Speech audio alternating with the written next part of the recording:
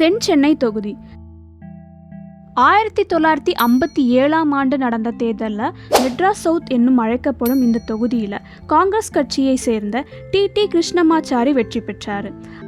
அதன் பின் 62ல் நாஞ்சில் கே மனோகரன். 67ல் நடந்த தேர்தலில் முன்னாள் முதலமைச்சர் அண்ணா வெற்றி பெற்றாலும் சட்டசபை தேர்தலில் திமுக கட்சி வெற்றி பெற்றதால் அவர் தன்னோட மக்களவை உறுப்பினர் பதவியை ராஜினாமா செய்தார்.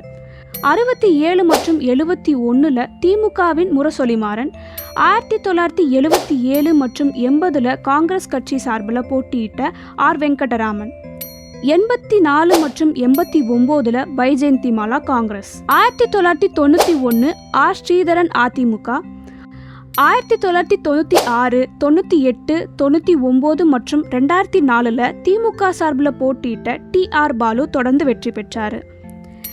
2009 சி ராஜேந்திரன் அதிமுக, 2014 டாக்டர் ஜெயவர்தன் அதிமுக, 2019 தமிழச்சி தங்கபாண்டியன் திமுக, 2024 தேர்தலில் திமுக தமிழச்சி தங்கபாண்டியன், அதிமுக ஜெயவர்தன், பாரதிய ஜனதா தமிழிசை சவுந்தரராஜன் போட்டிட்டு இருக்காங்க. இவங்கள யார் வெற்றி பெறுவாங்க? காத்திருந்து பார்ப்போம்.